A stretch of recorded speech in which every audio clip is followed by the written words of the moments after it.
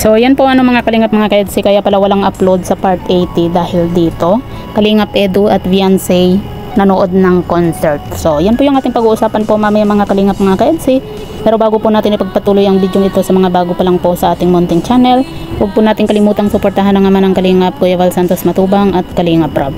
At paunawa panoorin po muna ang full video bago mag-comment para malaman ang nilalaman nito. So dito nga po mga kalingap mga ka-EDSI, alam ko marami po sa atin yung naghihintay nga po sa upload po ni Kalingap Rob sa part 80 po ng Tambalang EDSI.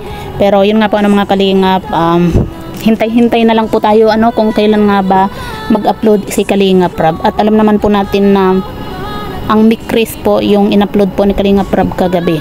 At yan nga po mga kalingap mga ka-EDSI, habang wala pa nga pong upload si Kalingap Rob sa part 80, ay ang gawin na lang po natin ay mag-marathon. At masaya naman po tayo dahil nga po itong si Kalingap Edu at Viansay ay lumabas nga po at nanood po sila ng concert.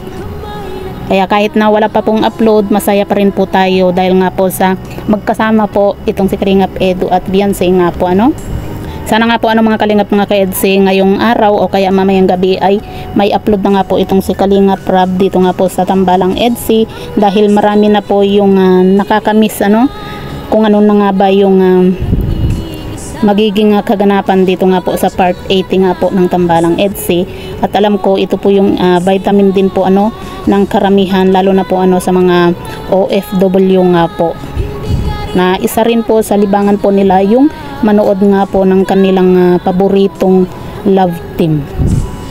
So yan po mga kalingap mga ka-EDSI, hintayin na lang po natin kung kailan nga ba makapag-upload si Kalingap Rob dito nga po sa part 80 po ng Tambalang EDSI. Kasi kahit po tayo ay namimiss na rin po natin at excited na po tayo sa magiging kaganapan nga po dito sa part 80.